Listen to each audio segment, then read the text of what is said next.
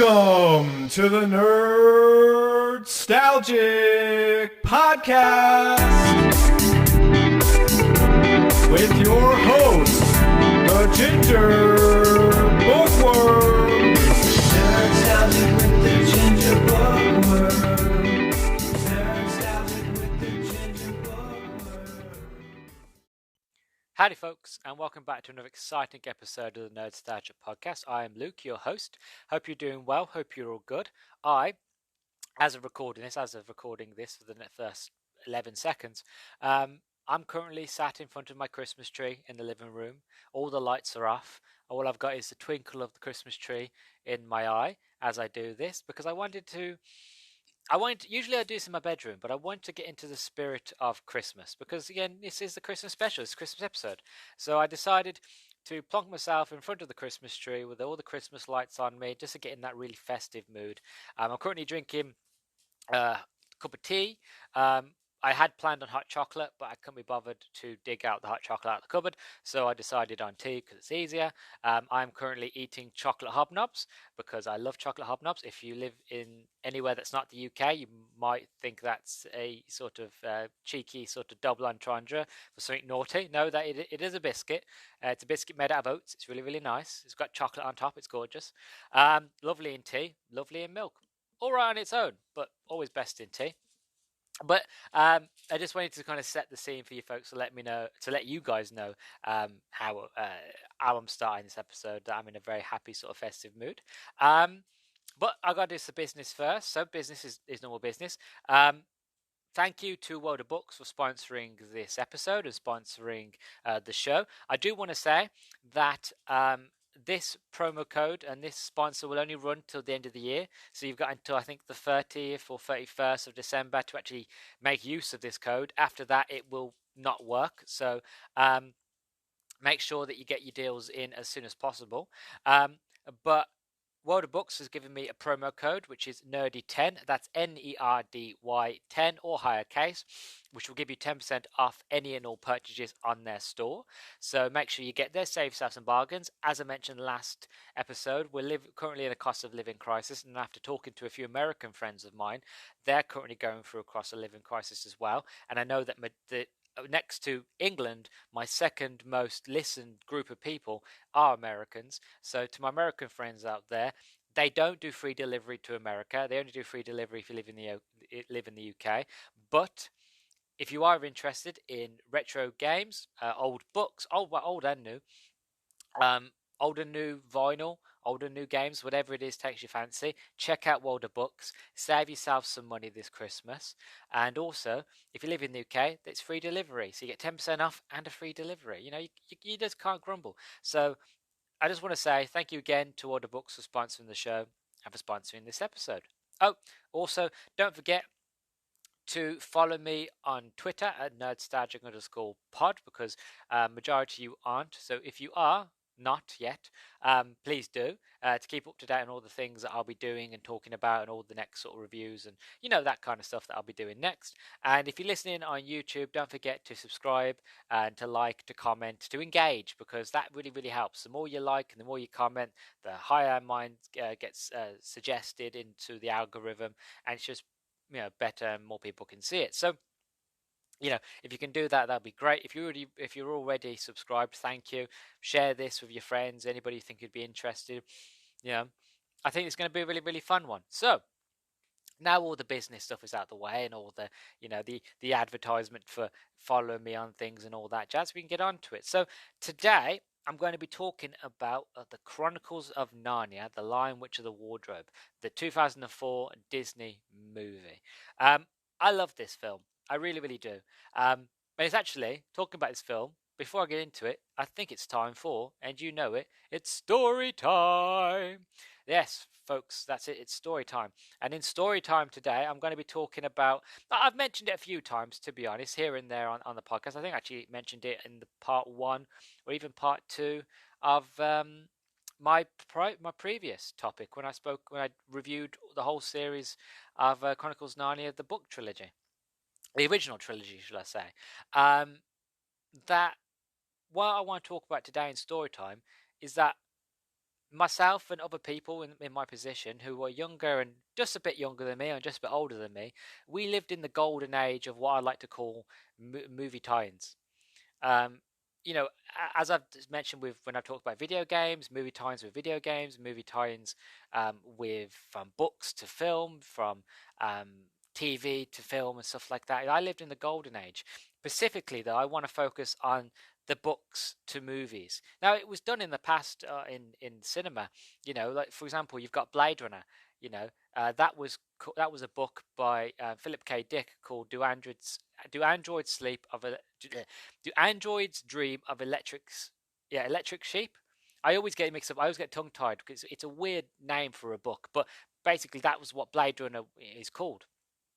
And so we've seen it like Dune, for example. Dune was another one that recently had a remake done.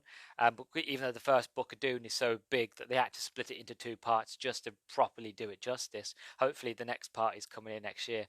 But I was very lucky because, like I said, I was born in '98. The Harry Potter books had already come out then, so it was already a name stay before I was even born. So by the time 2001 came around, when the first Harry Potter movie came out, it was huge. It was gargantuan. And I've said it many times about Harry Potter. I name me, and I can't do this either. So I hopefully you folks can name me any book series that that you grew up with, right? That before the movie was made for the book, that the book had its own merchandise, and I'm talking toys, dolls, figures, play sets, sweets, things like that. I've seen loads of different old fashioned Harry Potter memorabilia before the first movie came out. I'm sure there was games that had come out. There was plates, there was like dishes, there was like fancy cups and stuff like that.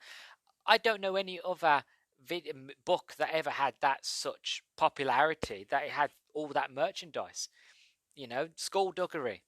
One of my favorite books, Skullduggery Pleasant, famous for kids. A really, really good book series. Maybe a T-shirt here and there, but I haven't seen anything overly sort of advertised.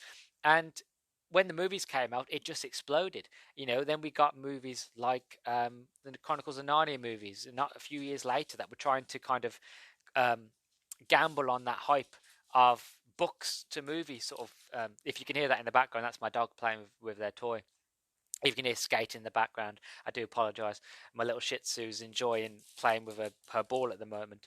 But yeah, they try to capitalise on books to movies, and like Disney did Narnia. Then you had, I think it was, who was it now? Was it Sony that did Twilight?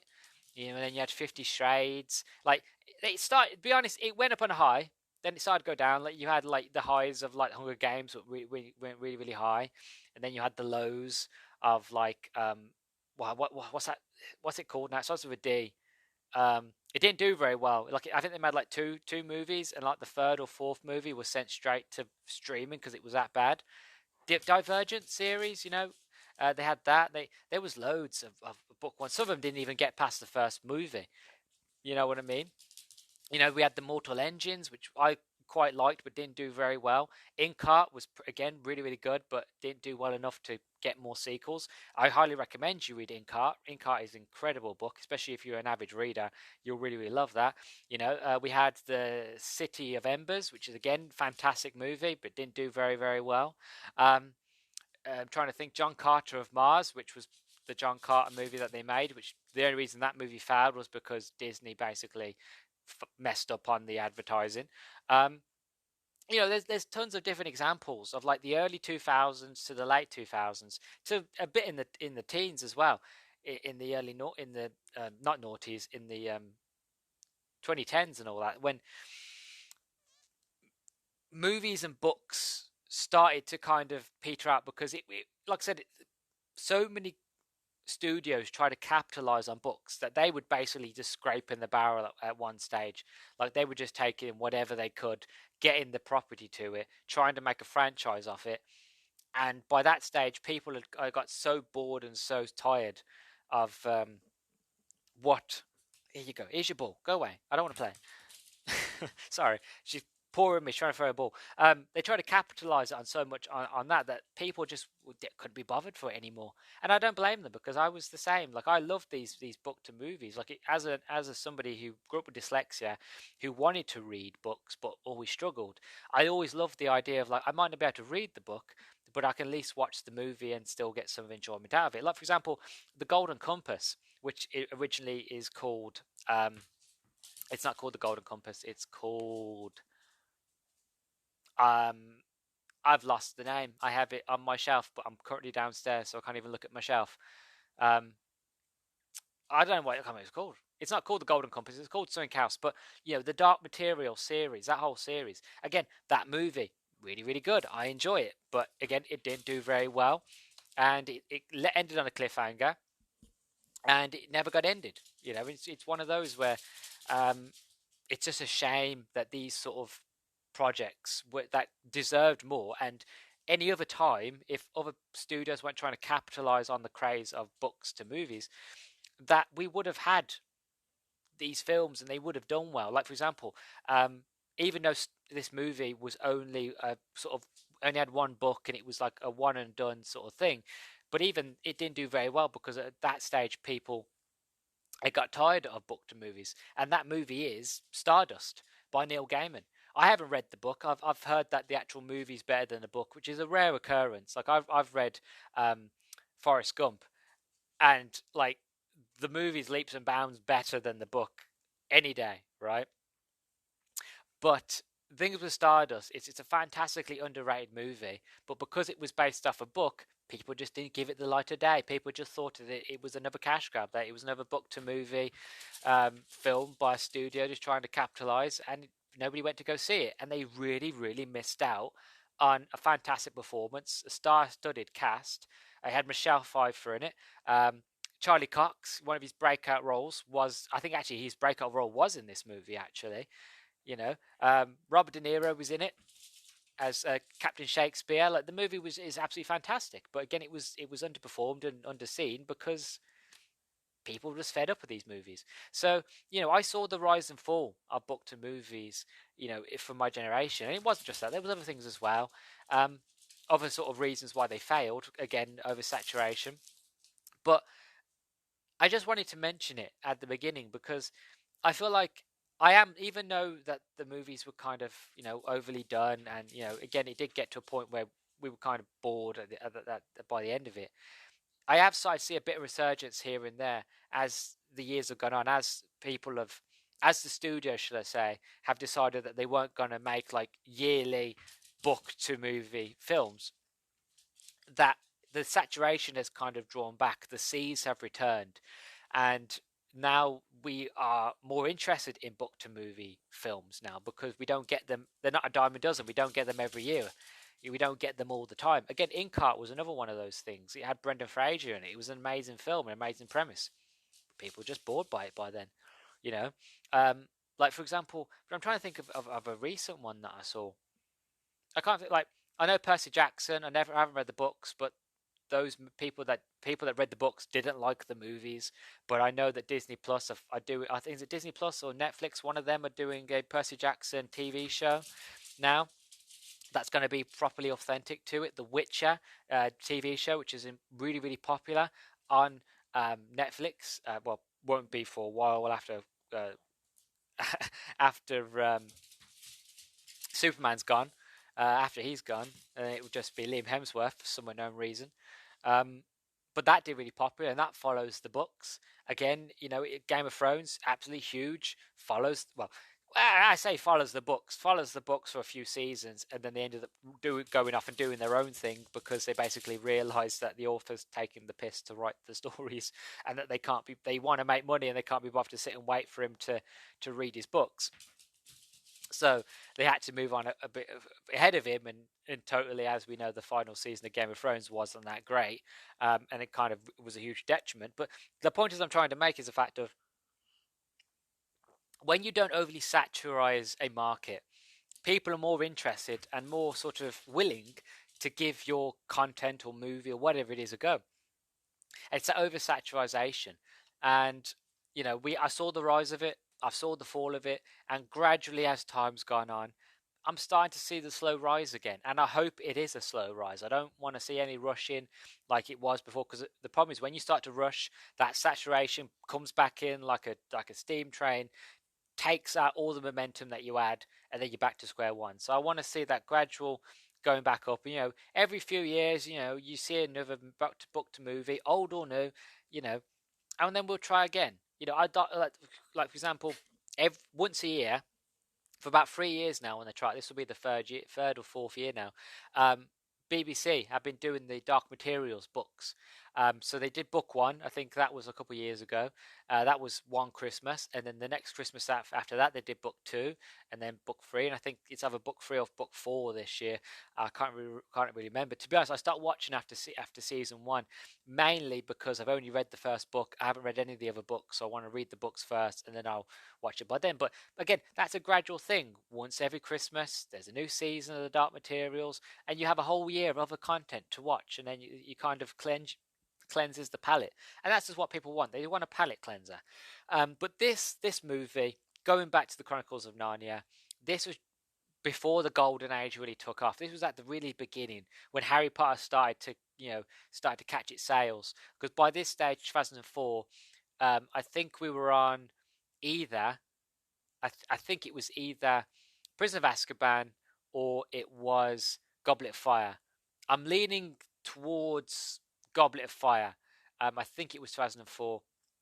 But that being said, it was around sort of, when Harry Potter was starting to get at its peak, when Harry Potter was really starting to change the game, because by the third movie, Harry Potter had changed completely with a new direction, new art style, and that sort of thing, went in a completely different art style and direction. And this was the start of the rise, and I think Disney got in quite early with the Narnia sort of books. But one I will say, and I will mention this when I get around to the Dawn Treader movie, when that movie came out, a lot of the audience that was around for the beginning of that golden age, my generation, by the time they got to that movie, again, the saturation had gone in that much that no matter what they were setting up, no matter what it was, no matter how good the first two movies were, because the saturation was so high, and people that watched Twilight, this happened to them as well. It happened to the people that watched the Hunger Games. You know what I mean? It's one of these things that just happens, that no matter how good the series is, eventually saturation kicks in and it just gets boring. So by the time the Dawn Trader came in, a lot of the people that loved it and enjoyed it originally started to peter off, grew up, and just went to the age of not believing.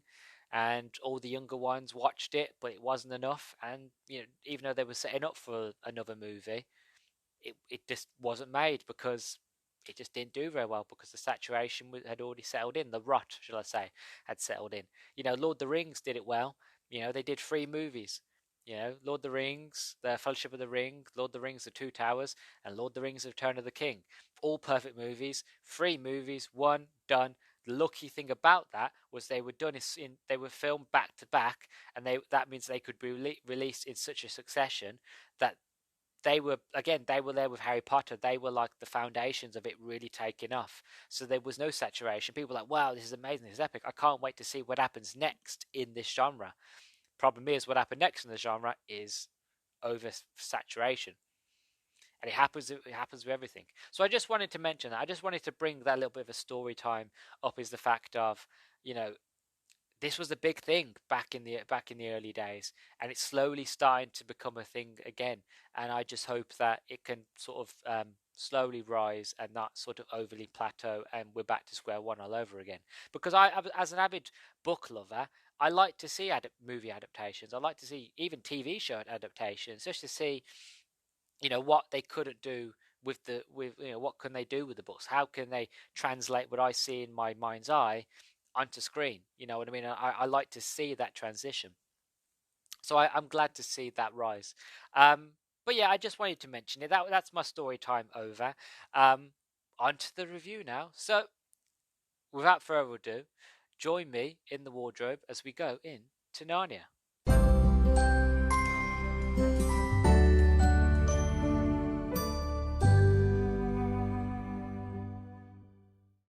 So, The Lion, Witch, and the Wardrobe. Honestly, what a wonderful film this is. For me, it is quintessential Narnia, but also quintessentially Disney. The way I like to see this movie is that Disney basically, if Disney was to had owned the rights to Lord of the Rings, this is what the film would be. This is their take on a Lord of the Rings style film, because this movie has, if well, even though Lion Witch of the Wardrobe, all the events in the movie happen in the first book, it feels the way it's been shot that this is at least 2 to 3 books in one film. You know what I mean? You have the beginning of the movie where it starts, and then there's the bombing of with the Nats, with the Germans. I mean, dropping bombs on London and the Blitz. Then you have the time when the kids are in the house and they find the wardrobe, and Lucy first comes in and meets Mr. Tumnus. Then you have that whole confliction between Edmund and the family, and Edmund going after the White Queen. And then you've got like it. Then it just keeps going. And then you've got like a new story where like they meet Santa and Edmund's in prison, and you've got that whole sort of thing going on. And then you've got this huge battle and like the death of Aslan and this huge epic grand finale. Like it's really like the Disneyfied version of like if they tried to cram at least 2 to 3 movies into one. Um, and it works. It's so Disneyfied, but it's so Narnia at the same time. I just love this film so much. It is a perfect Christmas movie, hands down for me. It's definitely one to watch during Christmas, or even during the end of sort of the end of winter, so around January, February, depending on where you live in the world. Here in the UK, it's around about February, March is usually the end of winter, because our January, it doesn't snow in December here in the UK. It snows around January, February. So it depends on where you are in the world, but it's very much like the end of wintry sort of film as well. Um, that's sort of the best times to watch it, is around the beginning of winter to the end of winter. Um, but I love this movie. It generally, as I mentioned in the introduction, this came at a time where the tedium hadn't settled in yet. I think I said it was 2004. After looking at it, after a bit of reflection, because before I started this, I got all my notes together. I realised I misread it. This movie came out in 2005, not 2004. So I was roundabout on the money for the Goblet of Fire. Um, but as for the movie, onto the review, because I'm a bit waffling a bit. I love how this movie starts, how it begins. As I mentioned, as it begins with German bombers going over London and trying to target anything with lights. Obviously, anybody knows their stuff by history. Me being me, I am a huge war nut. I'm a huge history nut, shall I say, especially when it comes to World War One, World War Two. Anybody who knows their history knows that during World War Two, when the Germans were bombing London and bits of Britain, that we had a huge blackout, that nobody could have any lights on. You used to close all your windows. There was no reflections of moonlight and anything like that that could cause any sort of light or glint or any sort of proof of actually people, you know had to be extinguished. And obviously there was a fine if anybody was caught having a light or anything like that, because that one person having the light on, you could inadvertently destroy your whole neighborhood.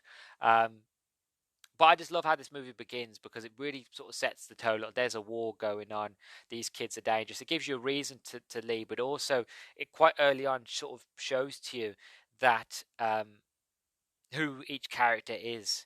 You have Edmund, who he doesn't listen. That he's very sort of, I'm not. Dad's not here. Dad's off fighting the war. I'm a man. I can do what I want, and I don't have to listen to anybody, or don't have to listen to my mom, or especially don't have to listen to Peter.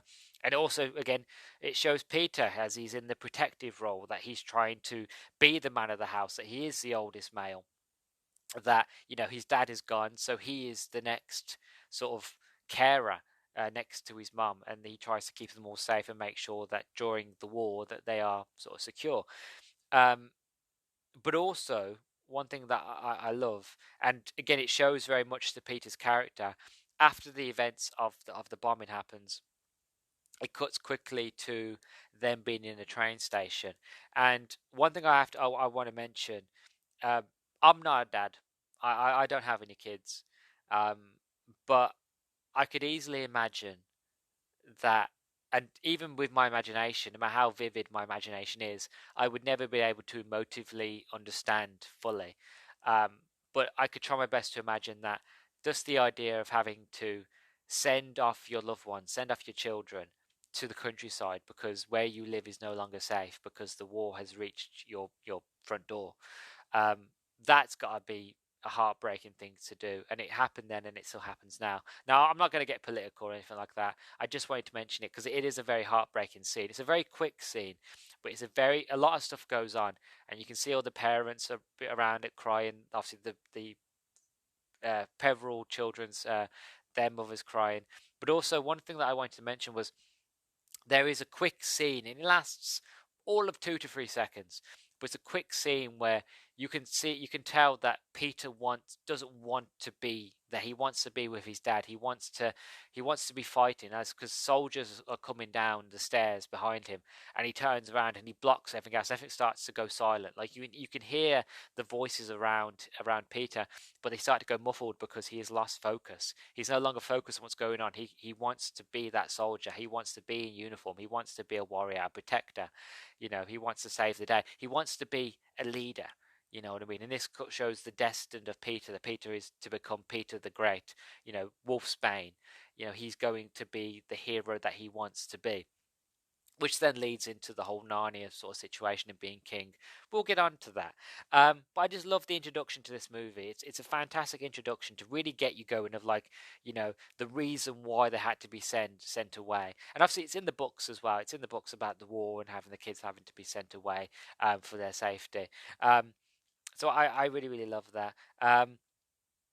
As for the story itself, as I mentioned, the story follows the book very closely. There's not really many differences, to be honest. It follows it, if anything, beat by beat, word for word, page by page, script by script. So there's not much to say about it. If you've watched or read the book, you will know the story. Or if you listen to my prior part 1 and part 2 episodes where I broke down all the books, then you basically know what's going on here. The White Witch has taken over Narnia. She's been under control for 100 years. The Peveril children find their way into Narnia. Lucy makes her way there first. She meets Mr. Tumnus, and then Edmund is second, and then he meets the White Witch, and then so comes Susan and Peter, who didn't believe who believed Lucy at first, and then they're on a bit of an adventure. Then Edmund betrays them for sweeties because he is a child, literally, both figuratively and literally. He's literally a child, but also figuratively, like he thinks he is he is the head of his own sort of ship, and that he forgets that he's not an island, that his family are also there, but he thinks it's just him and that he can do whatever he wants, as most young boys do, to be honest. It's completely in character. So he goes off, betrays his family for sweeties, betrays Mr. Tomless, and then the other Peveril children, they end up meeting Santa, getting their weapons. Then they meet Aslan. Aslan then gets killed, sadly. It's a very sad scene. It used to make me cry when I was younger. Not as much now, but it is a very heart-wrenching sort of scene. I'm giving you the footnotes here. I'm not giving the full word. There is a lot. This movie is almost a 3-hour long film. It's a long film. It's a great film. It's a very, very long film. Like I say, it's great during the wintry sort of times. Get a couple of hot chocolates, some biscuits, some nice, some warm clothing, and just sort of nuzzle up against the fire and watch Aslan be Aslan. It's just love it. Aslan, and then there's a big battle. Peter and Edmund are there. They're fighting, and I can't wait to talk about this grand battle. It's absolutely awesome. It's one of my favorite battle scenes in all of cinema. And then Aslan comes back, and Aslan is resurrected because of the old magic that the White Witch was too big-headed and too sort of there is a word I'm looking for, but I can't seem to find it. It'll probably come to me when I get around to talking about it. But she overlooked it, and it meant that Aslan could come back, and then the battle continues. Aslan comes back with all the people that the White Queen throws. They all, as reinforcements, they overwhelm the Queen's army. Aslan jumps on her, bites her face off. Then the Peveril children are then knighted kings and queens of Narnia, and then it ends. Really, basically, it skips forward a couple decades. They are the adults, and then they do follow the White Stag, find their way back to the wardrobe, go for the wardrobe, and now they're back to being children again, and then it's basically the end of the movie. So that's the story of Lion Witch and the Wardrobe. In the book and the film, they follow each other quite closely. Again, I gave you the footnotes, I didn't give you the full details, but it's still a very good sort of film. Not sort of, literally is. What am I saying? It is not sort of. It is a good movie. It is a fantastic. It's a great movie. But for me, it's a 5 out of 5. 10 out of 10. It's great film, great cinema. But again, that's my opinion. Take it with a grain of salt. If you don't agree with it, that's completely fine. Right, where am I? So, looking at my notes here. So, the child actors are incredibly well cast, especially the lady that they get to play, Lucy. Absolutely incredible, each one of them. It's kind of funny now when you look at them. Like the guy that plays Peter, he is now a acting coach. The lady that plays Susan, she's still acting. But I think the last thing I saw her in was a Halo straight to DVD mini sort of movie called Halo Forward Unto Dawn. She was in that, but if I remember correctly, she didn't have a big role in it. She played a Marine. The guy that plays Edmund, he's quit acting when he was a teenager, and he's now part of the Conservative Party here in the UK. He's now a politician. And the lady that played Lucy, if I remember correctly from my research, she is still acting. I think she's modelling and acting now. But again, not many of them went on to do many films after Narnia. Some of them did, some of them didn't. And I think, like I said, a lot of them decided just to move on from it, which is completely fine. You're a child star. You worked for Disney. It means that you're going to be making money for the rest of your life. You don't have to do anything. You can basically retire, especially if that Disney property made a lot of money and you made. It depends on how good the first movie is, but the royalties off it, you don't have to ever act again. Not that, well, you might want to, but you don't have to. So, but that being said, like, I would say they are very, very well done, very well cast, especially the little girl they had to play Lucy. Very much believable. And one of my favourite scenes that I'm going to mention is when when she first walks into Narnia, but we'll get on to that. Also, the whole cast, not just that, but the whole cast, getting, the lady that they get in to play the White Witch, to also get in, what's his name now? He plays Charles Xavier in the X-Men movies, not the guy that plays not Sir, no, I was gonna say Sir Patrick Moore. It's not. It's not the guy that plays Picard. It is I don't know where I get Sir Patrick. Is it Sir Patrick Moore? No, don't know. I don't know why I'm thinking of Sir Patrick Moore. Get out of your head, or I need to get out of my head. He was one of my favourite actors, James McAvoy. James McAvoy is amazing as Mr. Tomless. Really emotive and just I prefer Mr. Tomless in the movie. And again, it's one of them things of like the way that you imagine it and you hear it in your mind when you read is not always the same as it's not always the same or as powerful as it is actually seeing it visually, on screen, and especially when the acting and performance is top notch. It's just chef's kiss. So I love it. Also, thing I want to mention is the music in this movie is just wonderful. It's absolutely it's another chef's kiss. I listened to this soundtrack while I was reading the books. Like, it's that good. Like, the soundtrack for all the movies, I would say, is pretty good. But for this film, the soundtrack for Narnia is just some of the best. It's up there with some of the best fantasy sort of music for any sort of genre or any sort of movie. That's fantasy based. Lord of the Rings always keeps up top dollar, the best, but this one for me is high ranking. I wish I could play you a piece of it so you could really understand, but just go onto YouTube and just Google Lion Witch and the Wardrobe soundtrack, and you'd just be blown away. It is absolutely gorgeous, and if it what when a piece of music works so well that when you read the book that's based off the material that you're watching or material that the music's made for, and it fits, it works as if it was all. That's what Narnia as always sounds like. That if you was to travel to Narnia, that is what you'd hear in your ears. You know what I mean? That soundtrack, it fits so well, and I listened to it nonstop every time I would read each one of the books, even if some of the books, weren't in Narnia. Some of them were, again, the Magician's Nephew is set before the creation of Narnia, you know. And I even I even reread the section of the creation of Narnia, right, while listening to the piece of music that gets played when Lucy first goes into Narnia and she sees the lamppost for the first time. And it visually vividly helped me so much because I could see the creation of Narnia in front of me so much more vividly. I could see it like I was hallucinating. Like this, it just amazes me that books are technically legal because they're like drugs. You just hallucinate characters and worlds in front of you. Literally, it's like drugs without having to take anything. It's fantastic. I love it. And with the music in my ears as well, I could vividly see every bit of minute detail of this world and this universe being created in front of me. And it was just thanks to how powerful the music is. So I just wanted to mention the music. As for the actual movie itself, one of my favorite moments on this movie, as I've mentioned it when I did the review for the books, and as I've mentioned it many times here, is when Lucy first enters Narnia for the first time and meets Mr. Tumnus. The reason why I like it, and I said it in my past part 1, part 2 episode, and I'm going to bring it up again. The reason I love it is because it's so honestly genuine. Because the little girl they got to play Lucy, they didn't show her Narnia.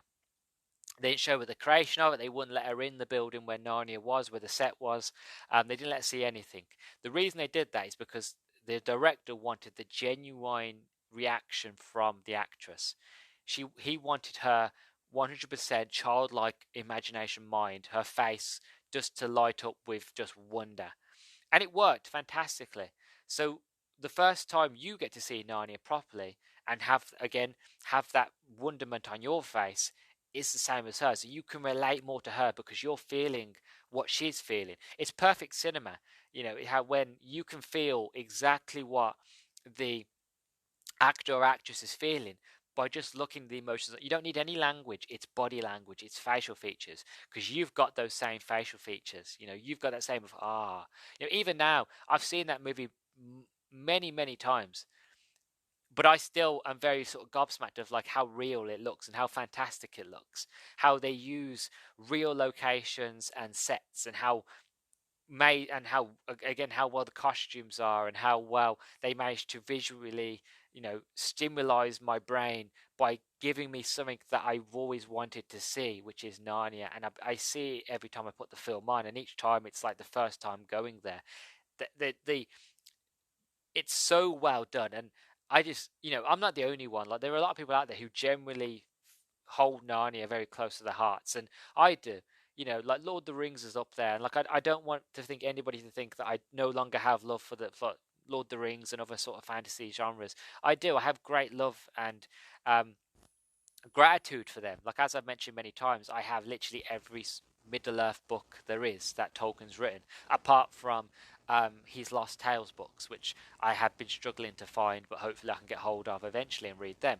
But I am a hardcore Tolkien fan, and as I mentioned in my prior episodes, that C.S. Lewis and Tolkien were best friends at Harvard. It was Tolkien that inspired C.S. Lewis to actually write his books, to write Narnia, to write fantasy.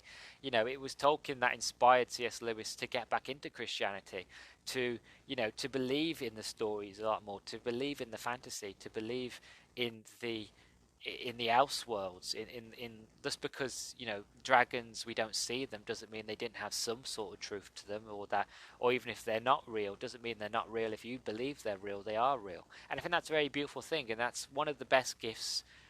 If forgetting about who the person is, forget Tolkien and what he's done. As a friend, he supported his best friend and said, if you want to write it, write it. You've got the full support of me. That's a very beautiful thing, just to share that with his friend. And to think, if Tolkien, again, forget about who he is and what Tolkien went on and did. Tolkien as who he is, right? He just went, to a friend, write it. If you have the want and drive to do it, do it. Don't don't stop believing, because don't stop believing in yourself, and don't stop like feeling that you can't, or that because your beliefs um, put it behind it. It's one of the best gifts anybody could have, of just support. And within doing so, C.S. Lewis went off and wrote one of the best fantasy sort of worlds and characters there's been in English literature, you know. And I just think that's very wonderful. That's a wonderful gift. And again, it's just as wonderful the first time Lucy goes into Narnia. It's just as wonderful of my 100th time going into Narnia through the books, or um, through um, movies. Is that it's still that wonder. It's still that sort of rediscover of something wonderful, you know. And it's not a feeling you get with many things. It's a feeling that you get with a core memory of something that is so um, entrenched in your heart and in your soul that you could watch it, read it, listen to it a billion times, and it will never get old. You know what I mean? And that is Narnia for me, and it's one of those things I just love. And again, that's what I'm trying to do with this whole sort of laid back, chilled episodes I'm doing over the Christmas period, is that I just want to kind of give you the understanding that Narnia is just such a beautiful, welcoming, lovely place. That if I could live there, I would. You know what I mean? Especially during Christmas, the whole idea behind Narnia means a lot to me, because it for me, Narnia rings true of just what it means to be joyous, to be happy, to spread love, to spread um, just Christmas. You know, it's the real pinnacle of Christmas, especially this first book. Anyway, this first book is um, the first movie, shall I say, as well. Um, it's just the pinnacle of what it means to spread love and spread cheer, because that's what in the end defeats the White Witch. Because the Peveril children come back to Narnia, that brings back hope. That brings back, you know, the chance of happiness in the world again. And within doing so, that reverts the Queen's, the White Witch's um, power, and it brings Santa back to Narnia. It brings life. The snow melts away, and it brings back all the greenery and life and all the, you know, meaning behind of what it means to be a Narnian. You know what I mean? Again, it's just a beautiful story. And I ain't even got through my notes. Like, generally, I feel like I'm wrapping it up now, but generally, it's just really, really nice. But I'm going to move on with my notes. So the next part I wanted to mention is Liam Neeson, or Spoonie Nielsen, as I like to call him. Anybody gets that reference is, cool. But Liam Neeson as Aslan was, again, perfect casting. His voice, Liam Neeson has got one of them voices that, you know, it's like Alan Rickman. It's such a unique voice that, you know, it it can be happy, it can be sad, it can be scary, it can be comforting. But whenever you hear it, no matter what way it's being said, you always feel some sort of kindness. There's kindness behind it. And again, with Alan Rickman, again, when he was playing Snape, you know, if you really understand the character of Snape, and you really understand um, the world in which Snape's in, and Snape's background, you actually realise that he comes off as mean and horrible and conniving. Um, but he has a lot of care for Harry. And the reason I bring that up is, again, because it's the same feeling you get with Aslan.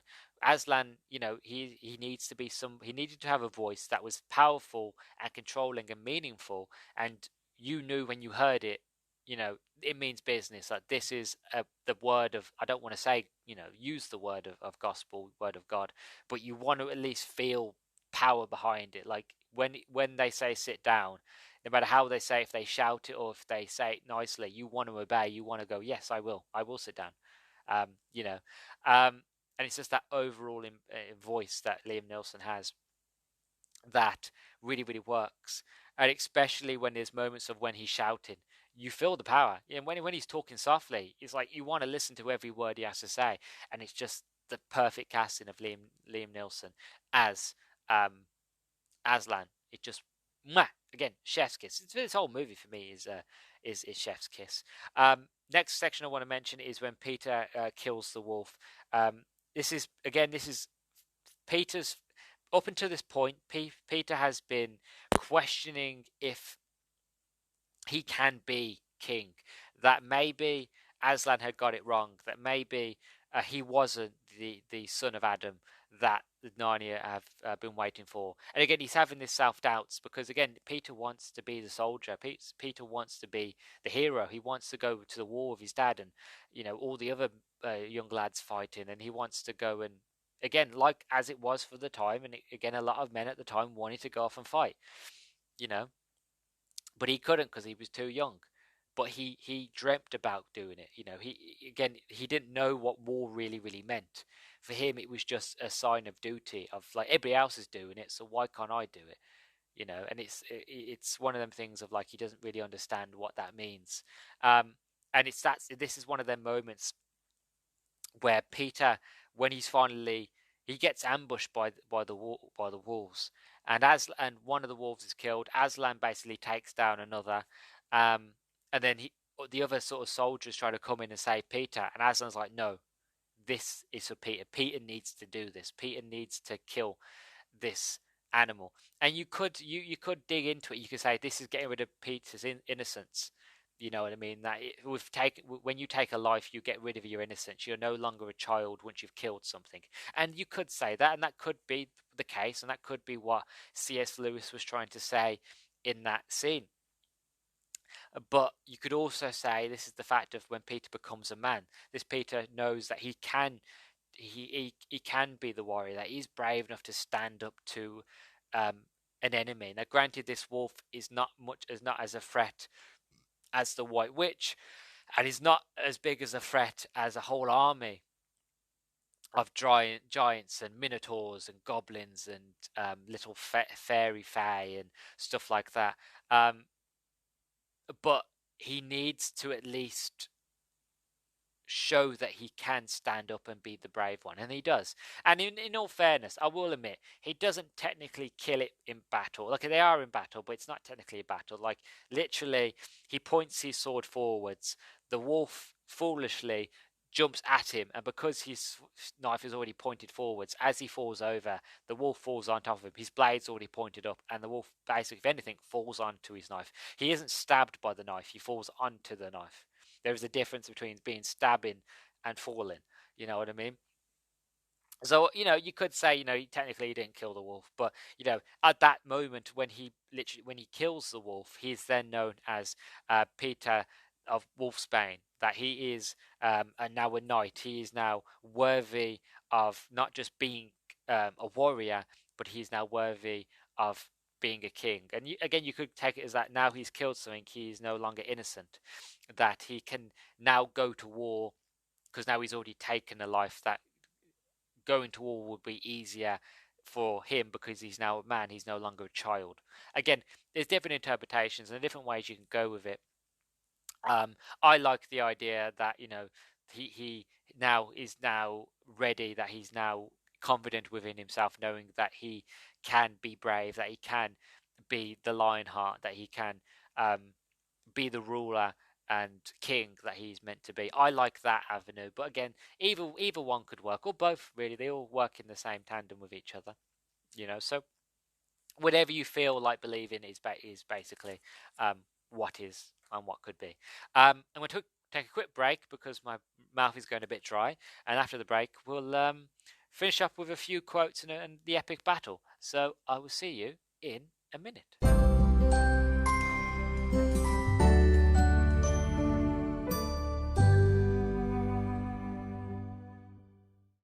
And so we're back for part 2. So where was I? Right, so I was at one of my favourite quotes. This is my favourite moments of this movie. Every time I watch it, again, it's one of them moments, and there are a few in this film where generally I get chills. 9 times out of 10, it's always when Peter shouts for Narnia, gives me the chills. Every time I hear somebody say the word Narnia, I get chills. You know what I mean? So this whole month for me has just been a chill fest of like people walking over my grave. You know what I mean? Like, it's just generally been one of them. But when Peter shouts for Narnia, literal chills. I love it. But one of my favorite moments is actually a quote, and it's between the White Witch and Aslan. I wrote it down, and basically Edmund, because he's a traitor, all traitors belong to the White Witch, and that within doing so, she then has the right to him, to his blood, and that she now needs to kill him. He needs to die because he's a traitor. You know, and obviously Aslan can't let that happen because, again, then that means the prophecy won't come true, that the White Witch won't be defeated if he allows her to kill Edmund. So then he chooses to sacrifice himself to then save Edmund.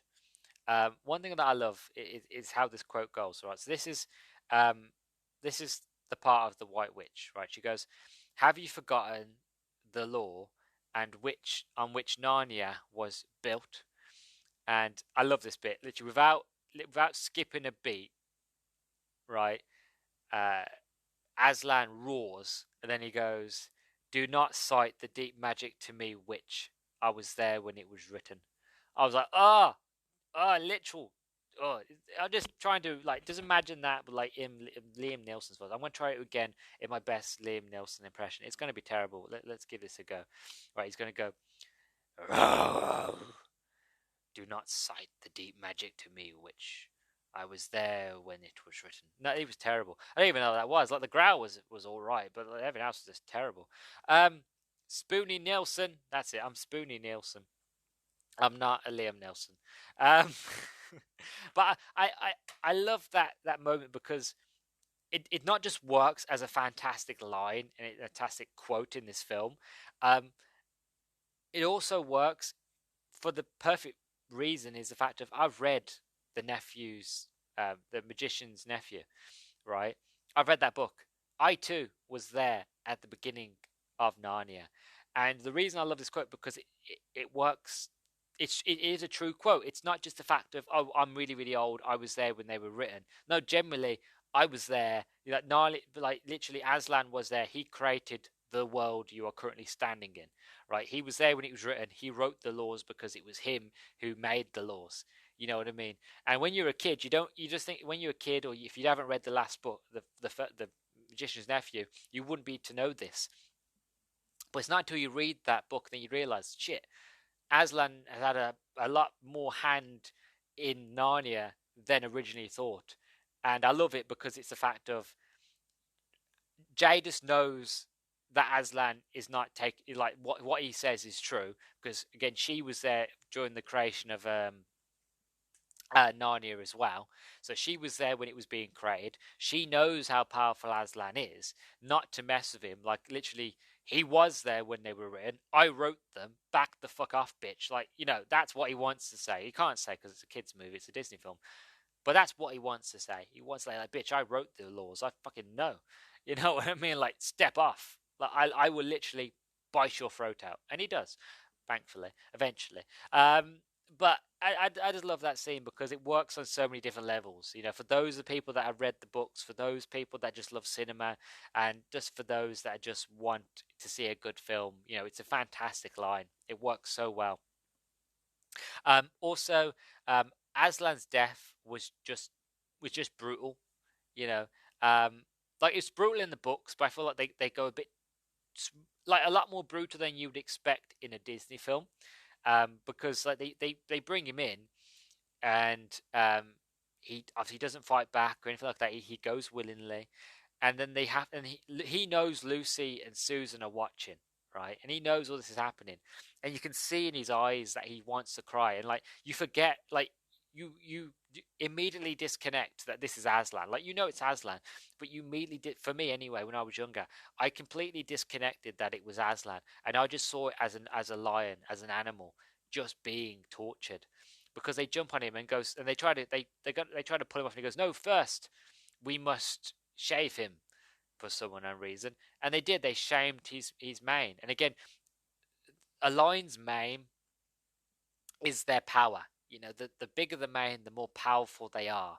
In a way, like I don't know if that's actually true in the animal kingdom, but that's how the tales go. That the larger the mane of the lion, the more powerful and more respected they are.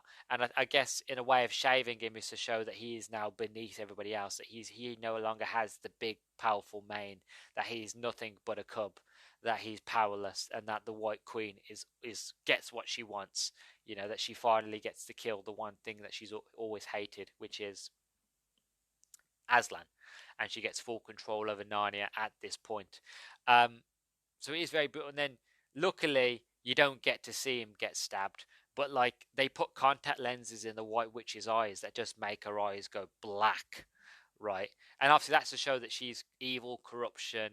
But like it's just one of them scenes that you've got all these really scary, like you've got like I think I'm not done if they're orcs or you've got some sort of goblins around. You've got minotaurs, you've got wolves, wily sort of weasels, um, like other sort of like predator sort of creatures, and they're all just around chanting it. Like literally, it's like a cult. It's like Silence of the Lambs, but like and like Pet Cemetery all mixed into one. Like it's very sort of culty.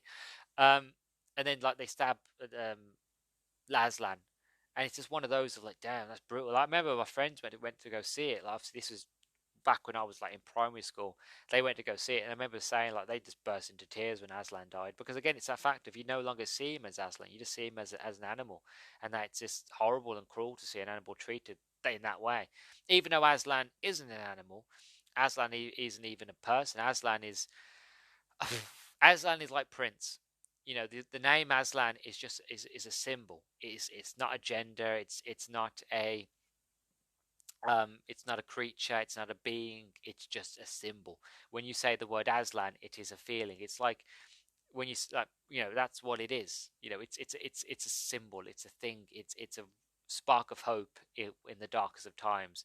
It's a love story. It's or it can be to bad people. It can be a nightmare. It can be terrifying.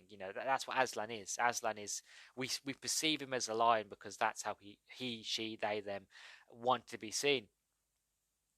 But Aslan isn't any of those things. Aslan is a thought, is a possibility, is a hope, is love, and even if you follow the Christianity side of it, and C.S. Lewis being devout Christian, you could say that Aslan is God. Obviously, I've tried my best to stir away from the Christianity side of it when I did my last two reviews into this one, because again, I don't want to get too political, and I don't want to offend anybody who's listening to this, so I try to stay away from that. But it's that sort of idea that Aslan is a symbol like Prince. It's just a word. It's no longer a person or a being. It's just a moment. So it is a shame to see him die. But again, because the Queen, the White Witch, shall we say, because she's ignorant, that was the word I was looking for earlier, because she was ignorant and she thought that she was better than everybody and she was all powerful and that she'd finally got what she wanted, that when she read the magic on the stone table, she read sacrifice as this is where you sacrifice people. Again, it's very sort of small-mindedness, when actually the real magic behind it, the whole meaning behind the word sacrifice, is that somebody who chooses to sacrifice themselves, even though that they haven't done nothing wrong, so they're innocent and they've chose to sacrifice themselves to someone else, even death is rewound.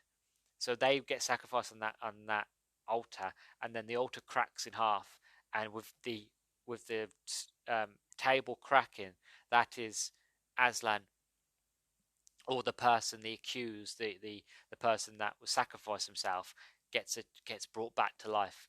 And I feel like this is a very sort of important moment, not just for the story, but for Aslan in general, because Aslan is an omnipresent being, figure, creature, whatever, or mostly seen as a lion. Is an I'm just going to say lion because it's a lot easier than having to do all the other pronouns. But Aslan is perceived, as a lion, and he always disappears. He comes back. He comes when he is needed, but he's omnipresent. And I feel like because he's always around, that it wasn't until that he died that he reached another level of the omnipotency. Is that the right word? Omnipresency, omnipotency, where he just he showed up a little bit in this movie through the flames when Mr. Tomness was trying to kidnap her. That he came and basically roared at Tomness of like, "What the hell are you doing? What you're doing is wrong. Stop it." And obviously Tomness shits himself and then just started changing his mind of like, "No, no, I'm not going to kidnap you." Um, but what word I was going to come to next? There was a word. Again another word. I've lost it. I always lose my words. It's the issue of being dyslexic. Is the fact that you have so many words, but you just lose them. I don't know where they go, but they sometimes come back, and sometimes they just elude me forever. Um, Even the word elude is an amazing word, isn't it? Anyway, I'm going off a tangent here, but when Aslan died, I feel like he went from being a physical, corporeal being in the world of Narnia to becoming a more sort of, I don't know. Again, it's a very sort of spiritual sort of thing, but it just became something else, and I don't know what that else is. He just went to another level of existence, and that kind of tumbles on to the other movies and the other books, where he is more omnipresent, that he's everywhere and anywhere, and that he shows up in loads of different forms. And not saying he couldn't do that before, but he just feels like when he died, things to him change and he became something like kind of like when Gandalf dies. He dies Gandalf the Grey, comes back as Gandalf the White. You know, it's that kind of same sort of thing. The best way I can use to explain it: when he dies as Aslan the say the Aslan the Golden, and when he comes back, he comes back as Aslan the Great and Powerful. You know what I mean? Like he becomes something else, something more poignant. I don't know what I feel like I'm confusing people, but I'm confusing myself. Hopefully, I'm not confusing others, but hopefully, I'm making sense that it's like a transcendental period of like he was here, now he's up here. You know what I mean? But I'm going to move on because I feel like I'm confusing myself now. Finally, last thing I want to mention is the epic battle. In my opinion, it is on the level of any battle from the Lord of the Rings. Now, a lot of people say it's sacrilege. Lord of the Rings has some of the best battles, and I would agree. They do. In the books and in the films, absolutely fantastic. Bar none, some of the best. And even Game of Thrones, to a point, has some of the best battles as well. But this movie works so well for what it is and what it does, especially when you remember, look, this is a Disney movie. This isn't this like don't get me wrong. Disney have got deep pockets. Disney can do basically anything they want because again they've got fuck you money. That's the power of Disney. Um, but one thing that is amazing is that when you watch this is like an early 2000s movie by Disney, and like you can tell they really went out with this film because this battle is just on another level. You have Peter on the back of a unicorn.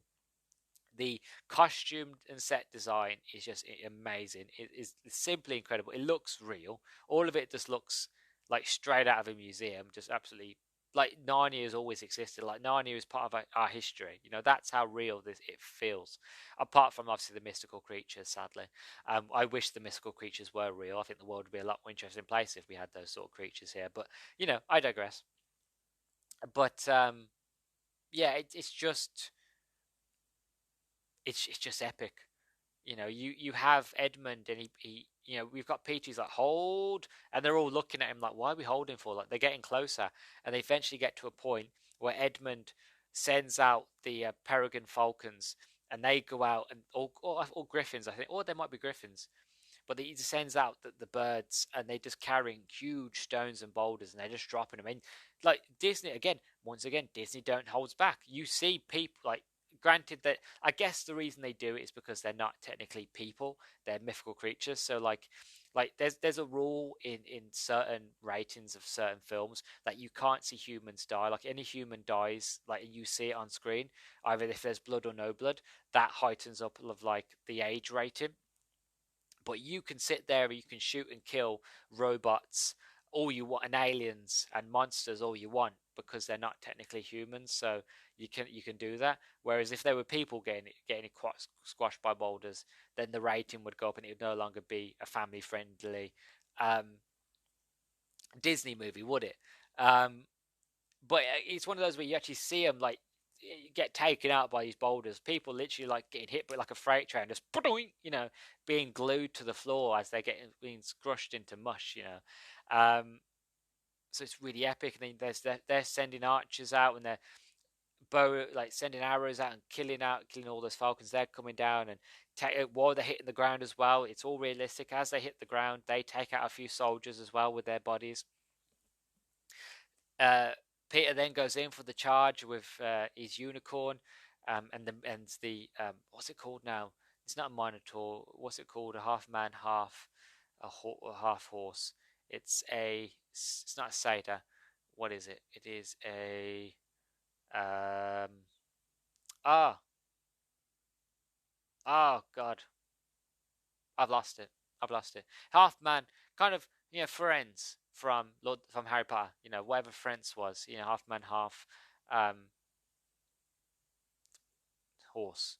I'm trying to think of the name, but I've lost it. But you've got the other fawns as well, and there's bears fighting as well. But you've got there's a rhino, which is like it's a really really heartbreaking sort of scene where this rhino goes out with I can't remember his name, but it's a character who is half man half horse, and he goes out and the rhino comes in and knocks a few sort of the Minotaurs out of the way, and then the half horseman takes out the general Minotaur, stabs him in the back, runs at the White Queen with like a huge claymore, while the Rhino's running next to him, and then these little fey pixie sort of goblin things with big blades just take out uh, the Rhino's kneecaps. You never see no blood, but like you know what's happened. He's taken out the kneecaps, and again the Rhino's gone down, taking out people with him.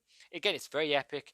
It's like this battle set in a field, and it goes to a boulder field. Again, at the same time, you've got um, Susan and Lucy on the back of Aslan, and they're trekking like going fast as lightning through it, and it all gets you very high octane, very sort of like oh my god, oh my god, oh my god, oh my god, oh my god.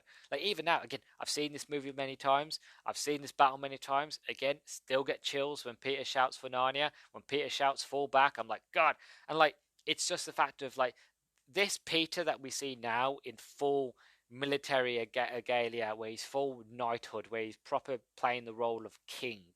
What he's always wanted, he's always wanted to go to war. He's always wanted to prove himself, show that he's the leader, right? He's always wanted that. He's got the dream of most young boys to fight, to be the warrior. Obviously, things have changed now. It's not much like that nowadays, which is a good thing, really. Because nowadays we don't need to fight, we don't need to go to war like we did. But back during like World War II and all those times, like it was a big honorable thing to go die for your country. Still is now, but back then, especially during the war, like it was something that every little young boy wanted to do, and he couldn't do it because he was too young. So now he's in Narnia. He's been given the chance to be the soldier, to be the leader, to lead his men into battle. And again, he sees the true nature of war. He sees people around him die, people that he cared about, people soldiers. You can tell he's a good king because every time somebody dies, he's each one of his men is not a number. They're not just a soldier. That was Paul, that was Keith, that was Ringo. You know what I mean? I'm just naming off the Beatles now, but you know what I mean. Like that was each. Stephen, Simon, Sam. I'm just saying S names. David, John. I thought he said John. Peter. What he said, Peter. Um, why am I just thinking of Beatles and rockers' names? What the hell's wrong with me? But you know what I'm trying to say, right? They have names, they're people, they have families, and like every time somebody dies, you can see in his face, and as he's fighting, you can see he's tired, and he's looking around. And he goes, "This is not what I thought war would be like." And it gets that question of, well, what did you think it was going to be like? Now you've been in the battle, now you've seen what war is like. It's not pretty. People do die. Your friends die. It's brutal. Um, and you instantly see that change in him. That he goes from being the very not that he was ever timid, but the very much of like not ready, not non-confident, being able to fight. No, don't know if he's going to die, and he's scared that Edmund or Lucy, Susan's going to die. He even tries to send before the battle even starts. He tries to send them all off and be like, "No, I'll fight this battle. You go off and you look after Mum." And they're like, "Well, no, we'll stay with you." And there is again, it's a very heart wrenching scene where like he's surrounded, and Peter says to Edmund of like, get Susan, get Lucy, and go. Like literally go. Like, I'm going to die here. I don't want you to die. I want you to go. And again, it's showing that thing of like he's now sort of the leader. Like he is the king. He's showing he's not. He's kingly. Um, um, well, kingly side, shall I say? But also he's showing his sort of protective father figure, brotherly sort of side of like I am your older brother. Do as I say. Please leave because I don't want to see you die. You know what I mean? There's already been enough death today, and I'm gonna die, but I don't want to see you like die. You know, again, it's a very beautiful thing. And Edmund is going, tries to fall back with the other men, but then he sees the White Queen coming, and he knows that while the White Queen has her magic staff, Peter won't stand a chance. So he gets in the way of the White Queen, and he takes out um, her staff. Within doing so, she ends up stabbing him with the sharp end of the staff, fatally wounding him. And then again, it's that moment where like Peter sees this, he's like, no. Again, very heart wrenching, very sort of visceral, very like pulls the heartstrings. Like you're in the throng of the battle, and then you know Peter then goes for the White Queen fighting, and she's gonna win. She's pinned him down. She's stabbed him in the arm. He's now pinned to the floor with the sword, and just as she's about to do the killing blow, Aslan comes down with all the reinforcements, takes out the rest of her army, and then pounces on her and bites her face. I don't want you don't see it again. You don't see him do it, but again, I've read the books. He bites her face, like he literally gnaws her face off. Like there's nothing left of her face. She's like, dead. He goes for the jugular, rips the throat out, nose, face, everything gone. Right? She's not coming. Well, she does try to come back, but she's dead. And then I don't know why this moment was chosen for this part of the film. I don't understand it after the many times I've seen it. But then I don't know if it's meant to show that time's passing, but then, or is it the fact of Peter, because of everything that's happened and having to deal with it all, that he's everything in his reality, everything that he perceives slows down. I mean, speeds up, but he's going slow. Maybe because all the soldiers around him that are running past him are like wisps, are just like figures of blurs of like figures of people and creatures running past him. And again, is that to show that his perception, everything slowed down for him, so he feels like he's going very slow and everything is going really fast? I'm not really sure, to be honest. I haven't been able to work it out. Maybe if I watch it again, I'll figure it out. If anything, that's just another excuse to put the film on again, to be honest. But yeah, that's all I really wanted to say about it. My overall thoughts and feelings is that I love this film. I do.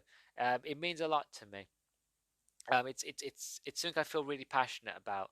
Not just this film, but Narnia in general. And I'm so glad I chose to talk about Narnia for Christmas because again, it works so fantastically for the season, but also it's another excuse for me to go back and to read the books and to um, watch the films again. So I do look forward to next week when I can sit down and talk about Prince Caspian, because that film and really sort of kind of like, again, I always go back to Harry Potter because Harry Potter is sort of the best way to explain it in a way that I think most people understand, was the fact of when we watched the first two Harry Potter movies, they were still kind of a bit childish. They got dark at points, but they were overall a bit different. Very much the same. And then when the Prisoner of Azkaban came out, it instantly just went really emo, goth, dark. Everything was just grey, right? And the mood changed because again the characters got older, and because the characters have got older, it was time to now age up with them, and it was the change of, and again had a new director in and sort of changed the environment and the way Hogwarts looks and so on and so forth. That bit's not important, but the point I'm trying to make is the fact of by the time Prince Caspian came out, a few years had passed. So the main characters that played, like Susan, Edmund, Peter, Lucy, had all grown up to a certain degree, and that movie had a lot more darker themes. It felt, if anything, it felt kind of like a Pirates of the Caribbean sort of film, which is not a bad thing. You know what I mean? It's not to say that's a bad thing, not at all. more just the fact of it just had a different tone than the first movie did, but in a good way. So I look forward to talking about Prince Caspian. There's a lot of things that make me laugh about Prince Caspian, most notably how the main actor who plays Caspian has a sort of Spanish Italian sort of accent. He tries to put on an accent, it doesn't work, and then he doesn't keep it for when the third movie comes around. He just has an English accent, which just makes me laugh. But we'll get there when we get there.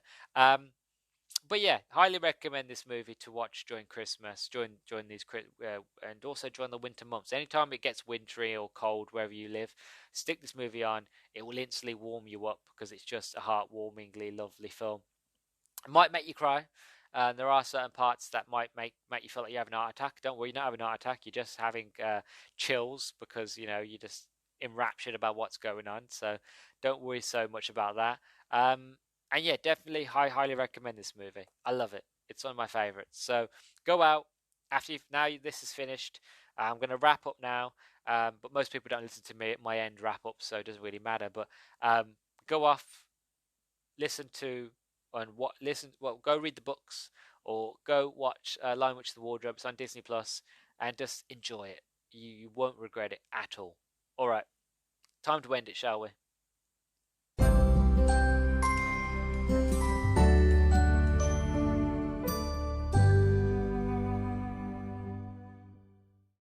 Right, so we've left the wardrobe. We're back to reality. Oops, there goes gravity. That was a quick one. Yeah, bad on me. Point for Luke. But we're out the wardrobe, back to reality, and yeah, let me know what you thought about this episode. Did you like it? Did you not like it? Are you guys fans of the Chronicles of Narnia? Have I managed to convince anybody so far? If I have or haven't, let me know on Twitter at nerdstalgic_pod. You can also find this episode, not this episode, but also this podcast on Spotify. Just type the Nerdstalgic podcast. Or if you're interested in hearing more of me, just go on Spotify. Most of it's there. In fact, all of it's there, to be honest. But also, you can find my podcast on Anchor. You can find me on Google Podcasts, on Amazon Music Podcast. You can find me on Audible, which still amazes me that I'm on Audible, considering that I've always wanted to have myself on there, but through book form. But now I'm in there through podcasting, so it's kind of, a very weird, surreal sort of feeling. But I'm on Audible. Also, if you listen on Spotify, don't forget to give me a star rating. If you go onto my account on Spotify, you can rate from 5 stars and 1 star. 5 stars being the best thing you ever heard in your life. To 1 star is Vogon's doing poetry, which is really, really badly. Ears are bleeding. This is the worst thing you ever heard in your life. So whatever you feel like is fair, please do let me know. It really, really, really, really helps for your rating. Also, don't forget to follow me on YouTube. Subscribe to my YouTube at the Nerdstalgic podcast. As recording this thing, I'm at like 52 subscribers. Hopefully, I can get round to uploading part 2 of my Chronicles of Narnia book review up to my YouTube soon. So, if you listen to this now, most likely it's already up or will be going up as the day of this actually goes out, which would be the Saturday. Or if you listen to this in the future, it's already up, and all my other episodes and amazing things that I've done after this, which I'm sure they're all amazing, will also be there as well. And yeah, that is everything. So again, let me know what you thought. Have I managed to work my magic on you so far? Have you decided to jump into the wardrobe yet, or are you still waiting to hear the rest of the stories before you decide to jump in for yourself? Whatever you feel you're going to do, again, let me know on Twitter at nerdstalgic_pod. And yeah, so I've been Luke, and as always, I deeply, deeply appreciate your time, and thank you for listening to my episode. And I will catch you on the next one. All right, guys, cheerio.